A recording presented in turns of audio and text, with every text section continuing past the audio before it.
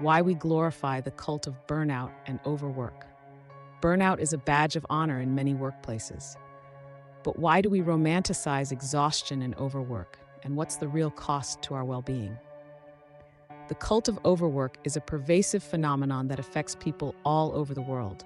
We often hear stories of entrepreneurs and executives who work 100-hour weeks, sacrificing their personal lives and health for the sake of their job. We're told that this kind of dedication is necessary to succeed, and that anything less is laziness.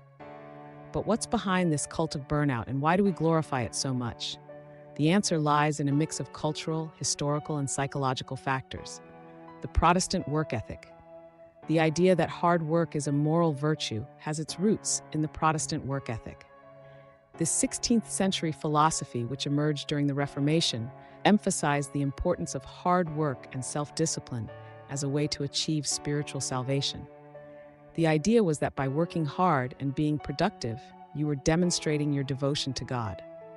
Fast forward to the 20th century, and this idea had evolved into the notion that hard work was the key to success. The self-made man myth, popularized by figures like Andrew Carnegie and Horatio Alger, held that anyone could achieve greatness through sheer force of will and hard work. Today, this idea has morphed into the cult of burnout.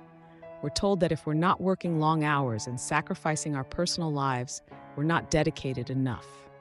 We're not trying hard enough. We're not good enough.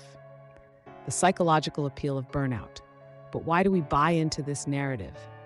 One reason is that it taps into our deep-seated desire for validation and recognition. When we work long hours and sacrifice our personal lives, we feel like we're earning our worth. We feel like we're proving ourselves to others and to ourselves. Burnout also gives us a sense of control and purpose. When we're working long hours, we feel like we're in control of our lives, like we're driving the bus. We feel like we're making progress, like we're achieving something. The dark side of burnout. But the cult of burnout has a dark side. Chronic overwork can lead to physical and mental health problems, including depression, anxiety, and cardiovascular disease. It can also damage our relationships and our creativity, making us less productive and less effective in the long run. So why do we still glorify burnout? One reason is that it's a convenient way to avoid dealing with the real issues. Instead of addressing the systemic problems that lead to overwork, such as understaffing or unrealistic expectations, we blame the individual for not working hard enough. It's also a way to avoid dealing with our own vulnerabilities. When we're working long hours, we don't have to confront our fears and doubts. We don't have to deal with the uncertainty and ambiguity of life. Breaking the cult of burnout. So how can we break the cult of burnout? One way is to redefine what we mean by success. Instead of measuring success by the number of hours we work, let's measure it by the quality of our work and the quality of our lives.